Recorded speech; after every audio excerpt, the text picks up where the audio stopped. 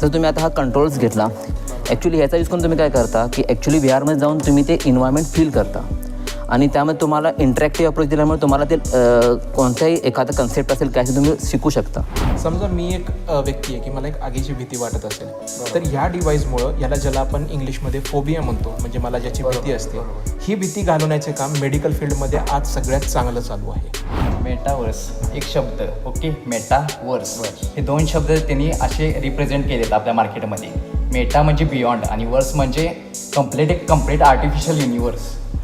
एनव्हिडियाची आत्ताची काय व्हॅल्यू झाली आहे 3.1 ट्रिलियन क्लब, ही भारताची आत्ताची करंट इकॉनॉमी जी आहे तेवढी आहे. या ह्याच्यात पहिल्या 10 कंपन्यांमध्ये ॲपल दुसरी होती, आता एनव्हिडियानं तिला मागं टाकलं आहे आणि एनव्हिडिया दुसरी कंपनी झाली आहे, ॲपल तिसरी कंपनी झाली. खरं फ्युचर जर का बघितला तर ह्याच्यामध्ये जॉब प्रॉफिट खूप ओपन होणार आहे आणि मग हे विचार करून किंवा फ्युचरमध्ये जॉब्स मुलांना मिळणार आहेत याचा विचार करून आम्ही D Y Patil agriculture and technical युनिव्हर्सिटीमध्ये हा कोर्स सुरू केलेला आहे.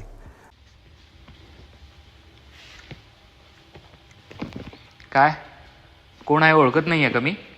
अच्छा, हे वेगळं काय चालू केलं विष्णूनी असा खरं तर तुम्हाला प्रश्न पडला असेल. तिकडे येतोयच मी. खरं तर हे व्ही आर बॉक्स आल्यापासून सगळी गेमिंग इंडस्ट्रीपासून सगळी तरुणाई असेल, ह्याच्यामध्ये खूप मल्टीमीडियाचं कन्झम्शन करणं असेल, गेम्स खेळणं असेल, ह्याच्यात खूप खूप पुढच्या लेवलला चालली आहे. आणि हे कुठेतरी काय नेमकी टेक्नॉलॉजी आहे, ती कशा प्रकारे वर्क करते, ह्याच्यावरतीच हे एक नॉलेजेबल पॉडकास्ट आज आपण तुमच्यासमोर घेऊन आलेलो आहे. आणि नेमकी ही टेक्नॉलॉजी काय आहे, ही टेक्नॉलॉजीमध्ये तुम्हाला घुसायचं आहे, तुम्हाला शिरायचं आहे. सगळे फक्त प्रोग्रामिंग सुरू झालं, आय टी क्षेत्र बूम झालं, पण ह्याच्या मागची जी काही क्षेत्र आहेत त्याच्याशी रिलेटेड आहेत, तिथं करिअरच्या संधी आहेत, पण ते हिडन आहेत. आणि ह्याच गोष्टीला आपण बरोबर घेऊन आलेलो आहे AR VR या कोर्सबद्दल. हा कोर्स चालवतोय तुम्हाला दिसतच आहे D Y Patil agriculture and technical university Talsande या ठिकाणी. तळसंदे या ठिकाणी हा कोर्स होतोय. खूप लिमिटेड ठिकाणी हे कोर्सेस होतात. तर हा नेमकं अभ्यासक्रम काय असणार आहे, ही टेक्नॉलॉजी काय आहे, हे आपण आज या पॉडकास्टच्या माध्यमातून जाणून घेण्याचा प्रयत्न करणार आहे. सर नमस्कार, तुमचं स्वागत आहे.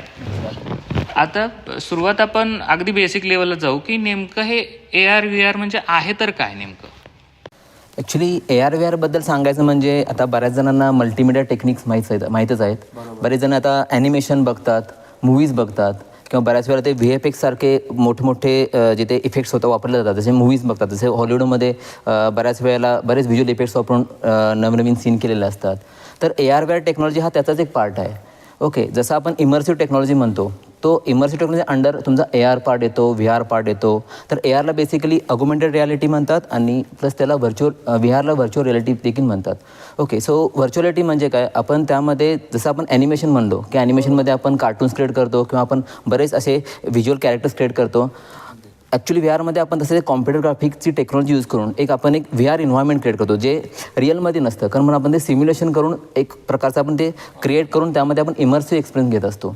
जर तुम्ही आता हा कंट्रोल्स घेतला, ॲक्च्युली ह्याचा यूज करून तुम्ही काय करता की ॲक्च्युली VRमध्ये जाऊन तुम्ही ते इन्व्हायरमेंट फील करता आणि त्यामध्ये तुम्हाला इंटरॅक्टिव्ह अप्रोच दिल्यामुळे तुम्हाला ते कोणताही एखादा कन्सेप्ट असेल काय ते तुम्ही शिकू शकता. ओके, त्यामुळं आणि अगुमेंटेड रियालिटी पार्ट म्हटला तर जसं आता रिअलमध्ये आपण 2016 साली पोकेमॉन गो हा गेम होता, तो मोस्ट पॉप्युलर झाला होता, ज्यामध्ये जो पोकेमॉनचं कॅरेक्टर जे होतो तो ॲक्च्युली आपण फिजिकल वर्ल्डमध्ये प्लेस केलं होतं. ओके, तो 3D मॉडेल आहे, तो फिजिकल वर्ल्डमध्ये प्लेस करणे हा आला पार्ट अगुमेंटेड रियालिटीचा. VR हा पार्ट आला फुल्ली इमर्सिव्हचा, ज्यामध्ये आपण टोटली अनरियल वर्ल्डमध्ये असतो. तो झाला VRचा पार्ट. ARचा पार्ट आला ज्यामध्ये आपण फिजिकल वर्ल्डशी इंटरॅक्ट पण करतो आणि प्लस तो आपण 3D मॉडेल त्यामध्ये ॲपियर देखील करतो. जसं आता लेटेस्ट आपण बऱ्याच वेळेला बघतो की लेन्स कार्ड जे आहे, ज्यामध्ये आपण एखादा आपला स्पेक्स कसा दिसेल, त्याची स्टाईल कशी असेल, ते आपण आपल्या फेसवर तो ॲपियर पण बघतो. मोबाईलवरती हो, तो म्हणजे अगुमेंटेड रियालिटीचा पार्ट आला. अच्छा, म्हणजे एवढ्या डीपपर्यंत या सगळ्या गोष्टी आहेत. हो हो. आता मला सर तुमच्याकडे यायचं आहे की ही टेक्नॉलॉजी नेमकी कुठं वापरली जाते? ही टेक्नॉलॉजी जशी आता मी सरांनाच कंटिन्यू करतो, ही टेक्नॉलॉजी जशी सरांनी सांगितली की वेगवेगळ्या क्षेत्रात यूज केली जाते. त्यातली मी काही क्षेत्राची नावं घेतो. त्यातलं सगळ्यात महत्त्वाचं क्षेत्र जे आहे त्याला म्हटलं जातं मेडिकल फील्ड. दुसरं जे क्षेत्र आहे हे आहे डिफेन्समध्ये ह्याचा खूप चांगला यूज होतो. मेडिकल फील्डबद्दल सांगायचं तर एक सिम्पल तुम्हाला सांगतो. आता मी तुम्हालाच विचारतो, सर आपल्याला कशाची भीती वाटते? आगीची भीती वाटते, पाण्याची भीती वाटते, ह्या प्रकारे. समजा मी एक व्यक्ती आहे की मला एक आगीची भीती वाटत असेल, तर ह्या डिव्हाइसमुळं याला ज्याला आपण इंग्लिशमध्ये फोबिया म्हणतो, म्हणजे मला ज्याची भीती असते, ही भीती घालवण्याचे काम मेडिकल फील्डमध्ये आज सगळ्यात चांगलं चालू आहे. मला हे सगळं एन्व्हायरमेंट, ज्याला आपण एक प्राकृतिक एन्व्हायरमेंट म्हणू शकतो, या जगामध्ये नेलं जातं आणि तिथे तुम्हाला त्याचा अनुभव करून दिला जातो. ह्यामुळं माझा असलेला फोबिया हा जातो आणि आज हे मेडिकल फील्डमध्ये सगळ्यात जास्त यूज होतो. मी जर का डिफेन्सबद्दल बोलत असेल तर डिफेन्समध्ये भरपूरशा गोष्टी ज्याच्यामध्ये सिम्युलेशन नावाची गोष्ट असते. जसं आता जर का तुम्ही ऐकलंच असेल की भारताने रॅफेल नावाचं एक विमान आपण विकत घेतले, भरपूर क्वांटिटीमध्ये घेतले, पण ह्या एका विमानाची जी किंमत आहे ती खूप जास्त आहे. आणि जर का एखादा वैमानिक हा जर का हे विमान उडवत असेल आणि त्याच्यामध्ये ते जर का कुठं क्रॅश झालं तर खूप मोठा लॉस आहे.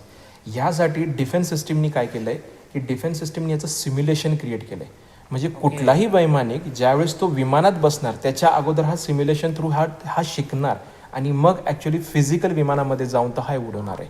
ही आहे ही टेक्नॉलॉजी आणि ही ह्याची पॉवर आहे, ही याची ताकद आहे. आणि याच्यामुळे ही आपल्या यूथच्या हातामध्ये ही जर का पॉवर पडली तर तुम्ही बघू शकता की आपला देश कुठून कुठं जाऊ शकतो. हा क्या बात आहे, क्या बात आहे. ह्यालाच लागून मी प्रश्न करतो की एज्युकेशन आणि ट्रेनिंगमध्ये नेमका कसा याचा यूज होतो? आता बऱ्याच वेळेला आपण बघत आलो की जे ट्रॅडिशनल टीचिंग जी आपली टाईप आहे, आपण ज्या वेळेनं आपण शिकवतो तो कसा असतो, बऱ्याच वेळेला एखादा कन्सेप्ट असेल, थेरॉटिकल असेल, त्यावेळी मुलांना ते कन्सेप्ट असले की खूप बोर वाटतं, त्यांना समजत नाही ते कन्सेप्ट. त्यामुळे ते काय करतात, बऱ्याच वेळेला तो कन्सेप्ट टाळतात. किंवा त्याने एखादी डायग्राम असेल आणि ती खूप क्रिटिकल असेल तर त्या ठिकाणी जर आपण ग्राफिक्सचा यूज केला. टाळतात म्हणजे सरांना असं म्हणायचं की मी परीक्षेमध्ये ते ऑप्शनला टाकलं म्हणतो ना आपण, तिकडे चालेल सर. मग ते जो लर्निंग आहे तो मोर इंटरॅक्टिव्ह कसा करता येईल, जेणेकरून एज्युकेशन फील्डमध्ये कसं आहे, जे सब्जेक्ट्स ज्यामध्ये आपण ग्राफिक्सचा यूज करून मुलांना मोर इंटरॅक्टिव्ह अप्रोच केला. सपोज एखादा कन्सेप्ट घ्या, एखादा नेटवर्किंगचा कन्सेप्ट घ्या, ज्यामध्ये आपल्याला नेटवर्किंगचे पार्ट शिकायचे आहेत किंवा एखादी कनेक्टिव्हिटी शिकायची आहे, तर तो जो पार्ट आहे तो आपण जर VR थ्रू किंवा AR थ्रू डिरेक्टली तो व्हिज्युअलाइज केला आणि त्याला ॲनिमेशन देऊन किंवा थोडे साऊंड इफेक्ट्स देऊन मागे बॅकग्राऊंडला एखादा लर्निंगचा एखादा ऑडिओ प्ले करून जर तो मुलांना इंटरॅक्टिव्ह केला तर मुलांना तो आणखीन कन्सेप्ट कळतो. थेरॉटिकल वाचण्यापेक्षा तो जेवढा आपण व्हिज्युअलाइज करू तो येणं इम्पॉर्टंट होतो. आणि ट्रेनिंग जसं नरेश सर बोलले की ट्रेनिंगमध्ये जसं सिम्युलेशन बघितला, पायलट ट्रेनिंग आला किंवा फ्लाईट सिम्युलेशनचा पार्ट आला, अशा बऱ्याच ठिकाणी किंवा मेडिकल ट्रेनिंग आलं तर त्यामध्ये सिम्युलेशन पार्टचा इम्पॉर्टंट ठरतो. ओके. पण यामध्ये सर मी तुमच्याकडे येतोय की विद्यार्थ्यांना नेमकं शिकायला काय मिळतं? आता जो हा 3 वर्षाचा कोर्स आम्ही इथं लॉन्च करतो आहे, यामध्ये मी थोडक्यात सांगतो की त्या विद्यार्थी, कुठलाही विद्यार्थी जो इथं येणार त्याला शिकायला काय मिळते. सगळ्यात पहिला भाग याच्यात जो शिकायला मिळणार आहे त्याला म्हटलं जातं कंटेंट क्रिएशन. कंटेंट क्रिएशनमध्ये तो आता काय शिकणार आहे, तर कंटेंट क्रिएशनमध्ये तो बेसिक टूल्स आम्ही त्याला शिकवणार आहे. पण त्याच्या अगोदर त्या टूल्सला लागणारी जी कुठली लँग्वेजेस असते, प्रोग्रामिंग लँग्वेज, आधी आम्ही त्यांना त्याचं प्रशिक्षण देणार आहे. सगळ्यात मेन इम्पॉर्टंट लँग्वेज आहे ती म्हणजे आहे पायथन लँग्वेज, त्यानंतर C लँग्वेज, C# लँग्वेज आणि जावा लँग्वेज. ह्या सगळ्या लँग्वेज ज्या आहेत ह्या यूज करून तो गेम डेव्हलपमेंट आणि ह्या क्षेत्रामध्ये तो जाऊ शकतो. ह्याच्या पुढच्या पार्टमध्ये आम्ही त्यांना शिकवणार आहोत की जे बेसिक टूल्स असतात, जसे फोटोशॉप आहेत, जे फोटो एडिटिंग वगैरे बाकीच्या गोष्टींसाठी वापरले जातात. ब्लेंडर टूल आहे जे 3D मॉडेलिंगसाठी वापरले जातात. आणि त्याच्याचबरोबर 3D माया मॅक्स असे काही टूल्स आहेत, हे त्यांना शिकवून आम्ही कंटेंट क्रिएशन करणार. दुसऱ्या पार्टमध्ये आम्ही त्यांना पूर्णपणे ऑगमेंटेड रियालिटी म्हणजे ARचं ट्रेनिंग देणार आहोत. आणि ARमध्ये ते ॲक्च्युली शिकणार आहेत की प्रोग्रामिंग लँग्वेज ही यूज करून ते कुठलाही मॉडेल जो आहे हा ऑगमेंटेड रियालिटी वर्ल्डमध्ये कसा इंट्रोड्यूस करू शकतात. आणि तिसरा भाग जो असणार आहे तो असणार आहे व्हर्च्युअल रियालिटी, ज्याच्यामध्ये व्हर्च्युअल रियालिटीमध्ये एन्व्हायरमेंट डेव्हलपमेंट कसं केलं जाणार आहे, जे वेगवेगळ्या क्षेत्रात यूज केलं जातं. जसं मी मगाशीच नावं घेतली, गेमिंग क्षेत्रामध्ये याचा सगळ्यात जास्त यूज होतो आहे, मेडिकल क्षेत्रामध्ये यूज होतो आहे, बाकीच्या सगळ्या क्षेत्रामध्ये यूज होतो आहे. त्यांना याचा जो काही एक इमर्सिव्ह टेक्नॉलॉजी याच्याला जी नाव दिली, ही इमर्सिव्ह टेक्नॉलॉजीचा त्यांना जो अनुभव करून देणार आहे ह्या 3 वर्षामध्ये हा कोर्स देणार आहे. आणि सगळ्यात सोपं मी सांगतो की जसं आपण म्हणतो की हाताची 5ही बोटं कधी समान नसतात, तशी अशी विद्यार्थ्यांचा जर का तुम्ही बघितलं तर प्रत्येकालाच कोडिंग जमत नाही. सो ह्याच्यामध्ये जो काही आहे अशी खूपशे विद्यार्थ्यांचा क्रिएटिव्ह पार्ट खूप जास्त असतो.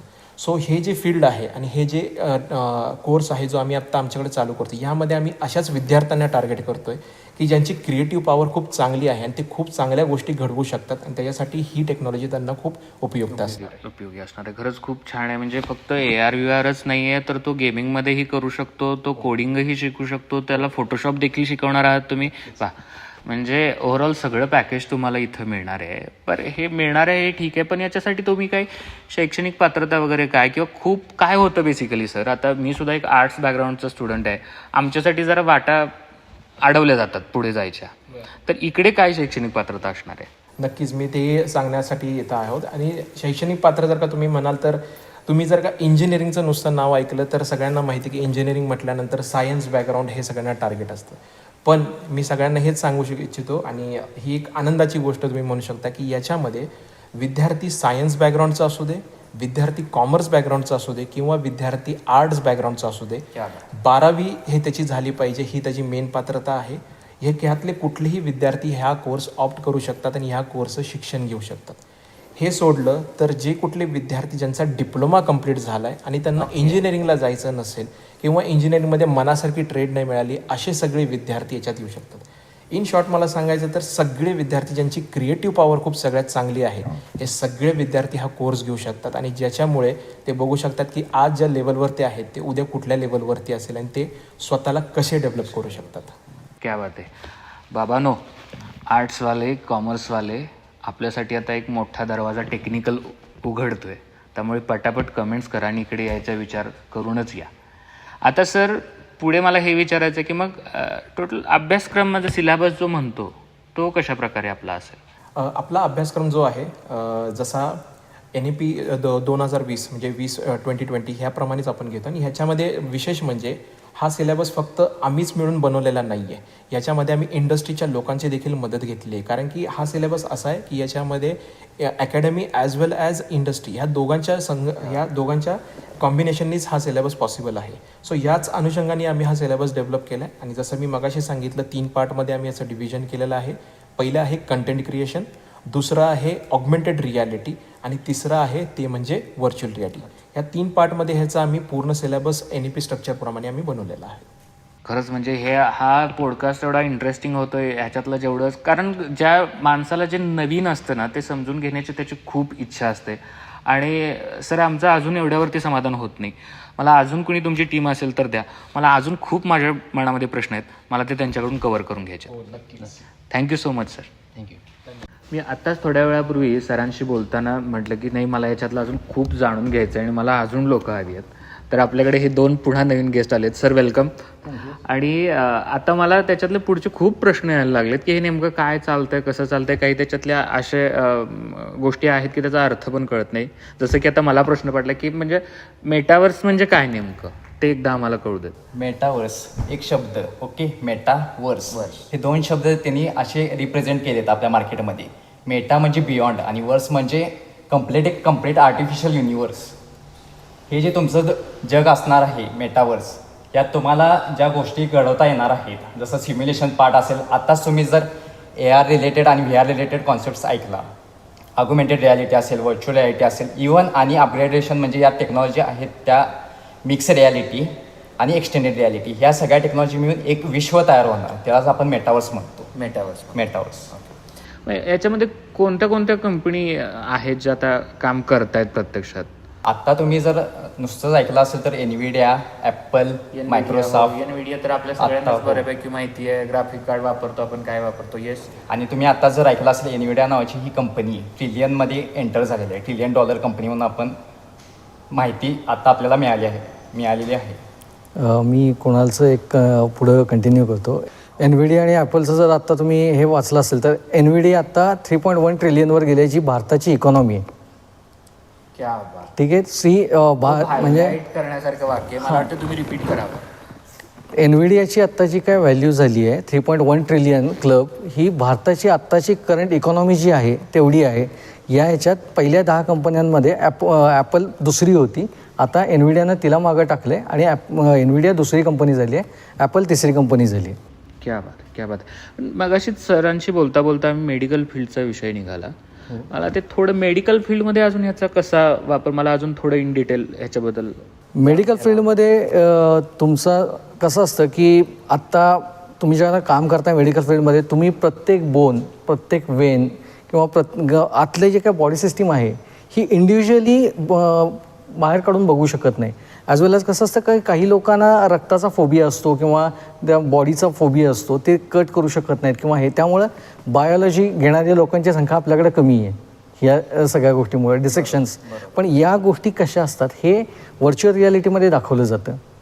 व्हर्च्युअल रियालिटीमध्ये तुम्हाला तुमच्या बॉडीत असणारे 206 बोन्स, त्यानंतर तुमचं हार्ट, त्यानंतर लिव्हर लोब्स, फुफ्फुस, हे सगळं तुम्ही इंडिव्हिज्युअल बघत असता. म्हणजे आपण सगळं डायरेक्ट प्रॅक्टिकलला बॉडी फाडून टाकतो, ते एवढ्यापर्यंत जायची देखील अजिबात गरज नाही आहे. आणि यात कसं असतं की तुम्हाला कंट्रोलर्स दिलेत, तुम्ही कंट्रोलर्सनी त्या गोष्टी करू शकता. आत्ता अपकमिंग काही सर्जरीज चालू झाल्यात. परवा एक सर्जरी अशी झाली की एक व्यक्ती जर्मनीत बसली होती आणि ती दुसऱ्या देशात VR ग्लासेसमध्ये सर्जरी करत होती. या लेवलवर सर्जरी ऑलरेडी चालू झाल्यात आत्ता. आणि जसं आता आपण मेडिकलचं म्हणतोय, तर मगाशी रबाडे सर सांगत होते, तर आपले रबाडे सर स्वतः लिव्हरचे फंक्शनिंग कसं होईल, लिव्हरचं लोब काय आहे याचा VRमध्ये रिप्रेझेंटेशन करतायत. हा त्यांचा PhDचा सब्जेक्ट आहे. म्हणजे त्यांचा रिसर्च चालतो. हा रिसर्च चालू आहे त्याच्यावर. क्या बात आहे. ते इथे प्रोफेसर म्हणून देखील या ते course साठी ते इथं प्रोफेसर म्हणून या कोर्ससाठी अवेलेबल आहेत. म्हणजे प्रत्यक्ष आता तुम्ही मल्टीमीडियामध्ये काम करताय किंवा ॲनिमेशनची कंपनी तुमची आहे, प्रत्येक जण हा आहे जो त्याच्यामध्ये काम करतोय त्याच्या ह्याच्यात, आणि खरंच त्याचा विद्यार्थ्यांना ऑब्व्हियस फायदा होणारच आहे. सर, हे एवढं सगळं पॉडकास्ट ऐकून स्टुडंट्स असतील, त्यांचे पालक जे ऐकतात ते तर येणारच आहेत, त्याच्यामध्ये वादच नाही आहे, कारण हे एवढं इंटरेस्टिंग सगळं होत चाललं आहे. पण मला हे अजून एक पुढचा विद्यार्थ्यांचा प्रश्न थोडक्यात आवरला आहे. पालकांचा प्रश्न असतो की मग ह्याच्यात नोकऱ्या कुठे आहेत, कशा आता पद्धतीच्या आहेत? मगाशी आपले नरेश सर बोलता एक छान वाक्य त्यांनी वापरलं की आपण राफेल खरेदी केलं. बरोबर. तर राफेल ही एक कंपनी आहे, दसॉल्ट एव्हिएशन नावाच्या ग्रुपनंच केलेलं प्रॉडक्ट आहे. आता दसॉल्ट एव्हिएशन दरवेळेला तर ते एक $17 बिलियन किंवा असं ते विमान पाडू शकत नाहीत किंवा हे आहेत. तर या गोष्टी VRमध्ये तयार केल्या जातात. तुम्हाला पुण्यातल्या दसॉल्टमध्ये, पुण्यात जे दसॉल्ट एव्हिएशनचं ऑफिस आहे तिथे हे पॉड बसवलेलं आहे. आपलं वैमानिक जे आहेत डिफेन्समधले ते तिथं ट्रेन होत आहेत. अशा सगळ्या गोष्टींमध्ये VRचा यूज होतो आहे. डिफेन्स सेगमेंटमध्ये VRचा यूज होतो आहे. त्यामुळे या सगळ्या जे काय बनवणाऱ्या कंपन्या आहेत, प्रॉडक्ट बनवणाऱ्या कंपन्या आहेत, या सगळ्यांमध्ये VR वापरते. त्यामुळे VRचा यूज, आणि आता तर इथून पुढं VR म्हणजे फ्युचर असल्यामुळे प्रत्येकजण VR वापरणार. आता तुम्ही साधं एक्झाम्पल देतो, कुठल्याही मॉलमध्ये जा, तुम्हाला एक VR टूर तिथं दिसतेच. बरोबर. त्या VR टूर डेव्हलप करायला माणूसच लागतो ना. म्हणजे मला वाटतं आपण जी आता ही टेक्नॉलॉजीची बोलतोय, तिला आता जॉब ओपनिंग चालू आहेत. आणि ज्यावेळी आपले जे स्टुडंट्स ॲडमिशन घेऊन बाहेर पडतील तर त्यांच्या हाती ते भक्कम काहीतरी असेल नक्कीच. हो, नक्की. कारण कसं आहे की VR म्हणजे आता परवा ज्याला विजन प्रो ॲपलनं लॉन्च केला, त्याला ॲपलचे जे CEO आहे टिम कुक, त्यांनी एक फार छान वाक्य वापरलं की within span of next 10 years तुम्हाला कुठलीही स्क्रीन लागणार नाही आहे. म्हणजे तुम्हाला मोबाईलवर बोलायचं आहे, तुम्ही विजन प्रोचं जे त्यांनी हे लिटरेचर तयार केलं आहे, ॲडव्हर्टायझिंग लिटरेचर, ते तुम्ही बघू शकता, ॲपलच्या साईटवर वाचू शकता.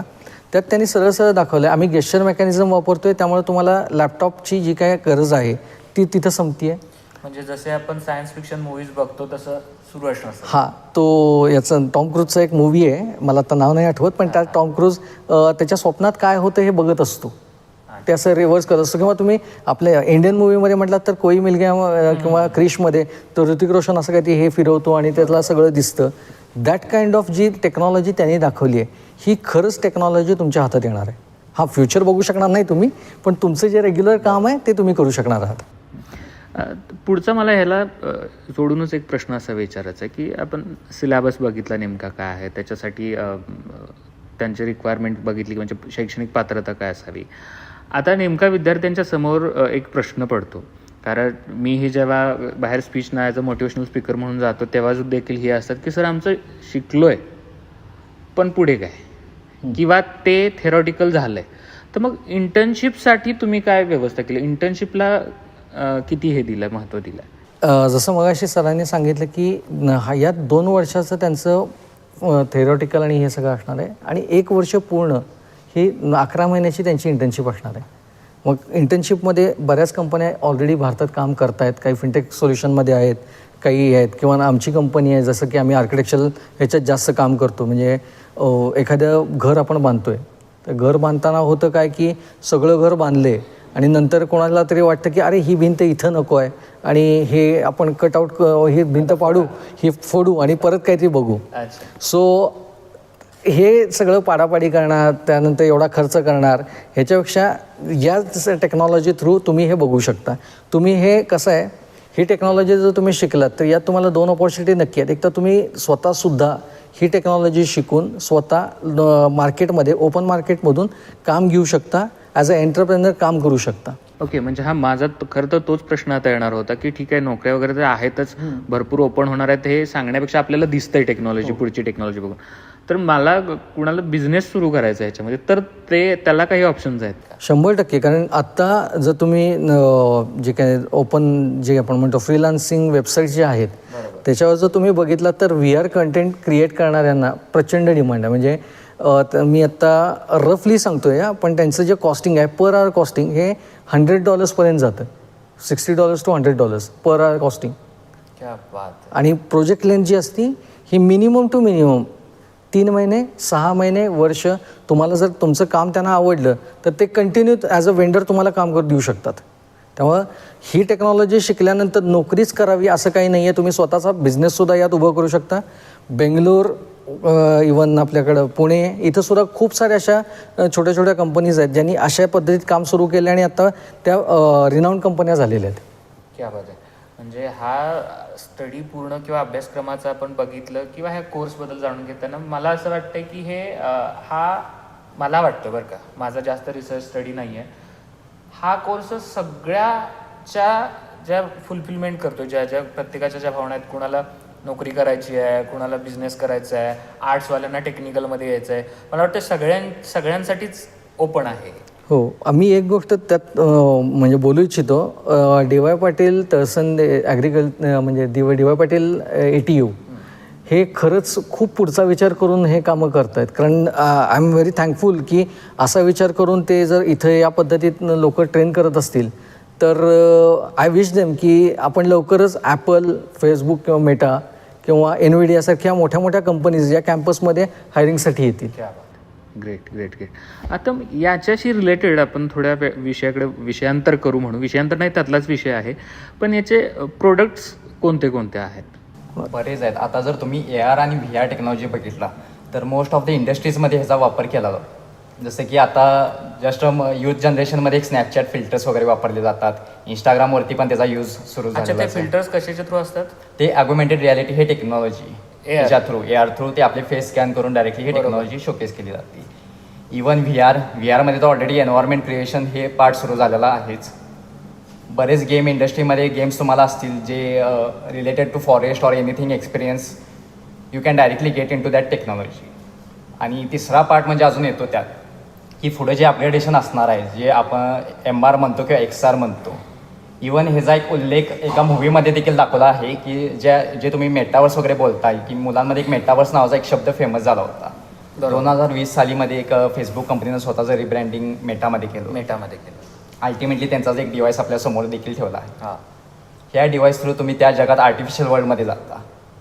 आपण वेब वन बघितलं. वेब 1मध्ये आपण हायपरलिंकवरती जम्प्स करत होतो. वेब 2मध्ये आपण डायरेक्टली आपल्याकडे कंटेंट्स आला की व्हिडिओ असेल, इमेज असेल. इवन आज सोशल मीडिया, यूट्यूब, इंस्टाग्रामसारखे प्लॅटफॉर्म्स आहे वेब 2मध्ये. वेब 2चाच पार्ट. आता वेब 3 हा पार्ट असा असणार आहे, त्याला आपण मेटावर्स पण ॲक्च्युली म्हणतो.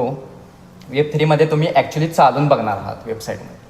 क्या बात. आम्ही वेबसाईटमध्ये चालून बघणार आहात. क्या बात. आणि तो एक्सपिरियन्स इतका असणार आहे. तिचे बिझनेस मॉडेल आजच आपण ऐकतो. $1 ट्रिलियन कंपनीज का म्हणतात? त्या शब्दाला $1 ट्रिलियन म्हणूनच म्हणतात. तो शब्दच $1 ट्रिलियन आहे, मेटावर्स. आणि ह्याला फ्युचरिस्टिक टेक्नॉलॉजी म्हटलं जातं, मेटावर्स. खरंच म्हणजे हे पॉडकास्ट संपूच नये एवढ्या डीप जात चालले. आणि आज आपण इथे थांबूया आणि याच्यानंतर मला खरंच परत पुन्हा यायला इकडे आवडेल आणि अजून या टेक्नॉलॉजीचे जसं आपण हे वरवर पूर्ण सगळे प्रश्न कव्हर केले. Sorry to interrupt you. मला आता प्रॉडक्टवरनं एक गोष्ट आठवली. नक्की बोला. रेंज रोवर कंपनी ज्याला टाटाने अक्वायर केली आणि त्याचं रिब्रँडिंग आणि हे सगळं चाललं होतं. रेंज रोवर दुबई मॉलला ज्याला हे झाली त्याला कोविड हे झालं. रेंज रोवरचं जे काय सुप्रीम मॉडेल त्यांना लॉन्च करायचं होतं आणि अनफॉर्च्युनेटली झालं असं की कोविड झाला, सगळं जग बंद झालं. लॉन्च तर करायचं आहे. Range rover was the first company ज्यांनी जी ती कार आहे ती ह्याच्यात मेटावर्समध्ये लॉन्च केली. म्हणजे आपण इंडियन्स पण कुठे कमी नाही आहे. Thank you so much. तुम्हा सगळ्यांचं मनापासून धन्यवाद की तुम्ही एवढा वेळ दिलात आणि आम्हाला एवढी चांगली माहिती दिलीत. Thank you so much. Thank you very much. मगाचपासून या पॉडकास्टमध्ये आपण बघतोय एवढी इंटरेस्टिंग माहिती तुम्हाला सगळी मिळालेली आहे. अगदी डिव्हाइस बघितलं, AR/VR काम कसं करतं हे बघितलं. आता नेमक्या आपण डी वाय पाटील कॅम्पसमध्ये आहोतच, तर आपण इथल्या डीन सरांना, संग्राम सरांना इथं बोलवलेलं आहे आणि सरांच्याकडून आपण या कोर्सबद्दलची इन डिटेल थोड्यात एक्स्ट्रा माहिती जाणून घ्यायचा प्रयत्न करूया. सर, आता खूप इंटरेस्टिंग होते मगाचपासून पॉडकास्ट आणि मला वाटतं की हे थांबूच नाही, इतकी माहिती मिळते नवीन नवीन टेक्नॉलॉजीची. खरं तर या टेक्नॉलॉजी क्षेत्रात मी काम करत असून पण हे इतक्या डिटेलमध्ये मला देखील माहिती नव्हतं. ओके, तर मला आता तुम्हाला हीच माहिती विचारायची की एकूण या कोर्सबद्दल तुम्हाला अजून माहिती देणं किंवा विद्यार्थ्यांपर्यंत काय सांगू की विद्यार्थ्यांनी इकडे अप्रोच करावा आणि या कोर्सला त्यांनी ॲडमिशन घ्यावं. बरोबर आहे. ही टेक्नॉलॉजी खरोखरच नवीन आहे. जसं तुम्ही म्हटला तसं खूप कमी लोकांना ही टेक्नॉलॉजी माहिती आहे आणि ह्याच्यामध्ये काम करणारे लोक देखील त्यामुळे कमी आहेत. खरं फ्युचर जर का बघितला तर ह्याच्यामध्ये जॉब प्रॉस्पेक्ट खूप ओपन होणार आहेत आणि मग हे विचार करून किंवा फ्युचरमध्ये जॉब्स मुलांना मिळणार आहेत याचा विचार करून आम्ही D Y Patil agriculture and technical युनिव्हर्सिटीमध्ये हा कोर्स सुरू केलेला आहे. तसा हा कोर्स 3 वर्षाचा कोर्स आहे की आणि ह्याच्यामध्ये जनरली कसं होतं की 3 वर्ष कोर्स केल्यानंतर पुढे काय हा मुलांना प्रश्न पडतो. आम्ही ह्याच्यामध्ये काय केलेलं आहे की 3 वर्षाच्या कोर्समध्ये 2 वर्ष आम्ही अकॅडमिक्स करणार आहे. आता अकॅडमिक सिलेबस करताना देखील आम्हाला सबनी सरांसारखे बरेच एक्सपर्ट्स मिळालेले आहेत की ज्यांनी आमचा सिलेबस डिझाईन करायला आम्हाला मदत केलेली आहे. आणि ह्याच्यामध्ये 2 वर्ष झाल्यानंतर 1 वर्ष जी आहेत ही मुलं इंडस्ट्रीमध्ये काम करणार आहेत. अच्छा, म्हणजे 2 वर्षाचं अकॅडमिक घेऊन 1 वर्ष ते थेट रिअल लाईफमध्ये काम करणार आहेत की जेणेकरून त्यांची 100% जॉब करण्याची तयारी सुरू होते. आणि ज्या वेळेला कंपनीमध्ये मुलगा 11 महिने काम करतो त्यावेळेला ती कंपनी त्या मुलगाला पुढं पेरोलवर कंटिन्यू करते. हा त्याचा मागचा मेन इंटरेस्टिंग पार्ट आहे. असे कोर्सेस काही ठिकाणी आहेत, पुण्या बॉम्बेमध्ये काही ठिकाणी आहेत, त्यांची फीस पण ह्यूज आहे. आपल्या ह्या साईडला पश्चिम महाराष्ट्रामध्ये बघितलं तर ती फी अफोर्डेबल नाही आहे आणि प्लस पुण्यामध्ये जाऊन त्या फीसमध्ये शिकणे प्लस राहायचा खर्च खूप जास्त होतो. हा सगळा विचार करून D Y Patil agriculture and technical युनिव्हर्सिटीने हा कोर्स अफोर्डेबल फीजमध्ये काढलेला आहे. प्लस त्यांना जॉब मिळावा ह्यासाठी ते 11 महिने इंटर्नशिप केलेली आहे. माझ्या मते अशी इंटर्नशिप कुठलाही कॉलेज किंवा कुठली युनिव्हर्सिटी देत नाही. We are doing this for MCA. म्हणजे आम्ही MCA BTechला करतो आम्ही की 3 वर्ष कॉलेज 1 वर्ष इंटर्नशिप वगैरे. पण आमच्यासाठी हा नवीन प्रयोग नाही आहे, आमच्यासाठी ही जुनी गोष्ट आहे. फक्त हा कोर्स नवीन आहे AR/VRचा. आणि सबनी सरांसारखी अशी माणसं आम्हाला इंडस्ट्रीमध्ये खूप छान मिळालेली आहेत की ज्यांनी ह्या टेक्नॉलॉजीला किंवा ह्या कोर्सला सपोर्ट करून ती मुलं इंटर्नशिपसाठी घ्यायला तयार झालेली आहेत. आणि ही लोकं तयार आहेत म्हणूनच आम्ही हा कोर्स ह्या प्रकारे चांगल्या प्रकारे लॉन्च करू शकला. Because without industry nothing to learn only bookish knowledge. Industry touch असणं कंपल्सरी गरजेचं आहे. डीन सरांच्याकडून आता आपण थोडक्यात त्या कोर्सबद्दलची का गरज आहे किंवा कशा प्रकारे ते हा कोर्स लॉन्च करतात त्याच्याबद्दल थोडक्यात माहिती बघितली. पण मला आता सर तुमच्याकडे यायचं आहे आणि तुम्हाला हे विचारायचं आहे की मी आता बघतोय की ही टेक्नॉलॉजी इतक्या फास्ट ग्रो होतीये आणि ऑब्वियस आहे की पिढी दर पिढी हे अजून वाढत जाणार आहे आणि त्याच्यात त्या लेवलला रिक्वायरमेंट्स लागणार आहेत कंपन्यांमध्ये. तर मला हेच विचारायचं थोडक्यात की मी ह्याच्यासाठी एवढा नोंद नाही आहे या फील्डशी, तर हे फील्ड केवढं मोठं आहे? एक गोष्ट मी डायरेक्ट क्लिअर करतो की ही इंडस्ट्री जी चालू झाली भारतात ही काही $1 बिलियन इंडस्ट्री सुरुवातीला 2014-15 होती. पण आता ही इंडियातली इंडस्ट्री जी आहे ती काही $100 बिलियन आता चालू झाली आहे फक्त इंडियामध्ये. फक्त इंडियामध्ये. आणि याचा कसं आहे की बऱ्यापैकी बेस हा वेस्टर्न कंट्रीज जास्त वापरतात. आपल्याकडं म्हटलं तर काही कंपन्या वेस्टर्न कंट्रीजला जसं ट्रायडॉक्सिक एंटरटेनमेंट लिमिटेड आहे किंवा रेड कार्पेट आमची आहे. आम्ही काही लोकांना सर्व्हिसेस प्रोव्हाइड करतो. तर या सर्व्हिसेसप्रमाणे त्यांच्या रिक्वायरमेंटप्रमाणे आम्ही त्यांना देतो आता या. आणि 3D जसं तुम्ही आत्ता जर म्हटलं तर Apple vision pro, HTC white किंवा मेटाचा ऑक्युलस 3 हे जर कंपनीची नावं हे बघितली तर यांनी आता नवीन कॉन्सेप्ट सुरू केले की within a span of next 10 years तुम्हाला स्क्रीनची गरज पडणार नाही आहे. अच्छा. तुम्ही यातच म्हणजे एक इंटरेस्टिंग कॉन्सेप्ट मी काल सरांशी बोलताना सांगितला. काही बँका असं हे करतायत की त्यांना तुम्ही फिजिकली बँकेत यायची गरज नाही आहे. बरोबर. तुम्ही मेटावर्समध्ये VR घालून जावा, बँकेत अप्रोच व्हा, तुम्हाला ज्या काय तुमच्या गरजा असतील, लोन असेल किंवा बाकीच्या गोष्टी असेल, या तुम्ही तिथं रिप्रेझेंट करा, तुमची डॉक्युमेंट व्हेरीफाईड होतील आणि तुमच्या अकाउंटला पैसे येतील. बरोबर. हा एक कॉन्सेप्ट आता लाईव्ह जगात चालू आहे. क्या या बात. पद्धतीत कामं चालू आहेत आणि आपण या टेक्नॉलॉजीला इंडियात तेवढ्या रूट लेवलवर आणतोय. याचा खूप म्हणजे D Y Patil ATU Talsande या लेवलवर रूट लेवलला आणते, याचा खरंच खूप आनंद होतो. नाही तेच D Y Patil agriculture and technical university हे एवढ्या पुढचं आता आमच्या सगळ्या पूर्ण पश्चिम महाराष्ट्राला म्हणायला हरकत नाही की ते अवेलेबल करून देतात. खरंच खूप ग्रेट ही सगळी जर्नी आहे या कोर्सची म्हणायला हरकत नाही. तुम्हाला स्क्रीनवरती सगळ्या खाली डिटेल्स पडतात, तुम्हाला स्क्रोलला तुम्हाला नंबर्स दिसतील. अधिकच्या माहितीसाठी तुम्ही तळसंदे या ठिकाणी येऊन व्हिजिट करू शकता किंवा कॉलवरती संपर्क करू शकता. धन्यवाद. थँक्यू.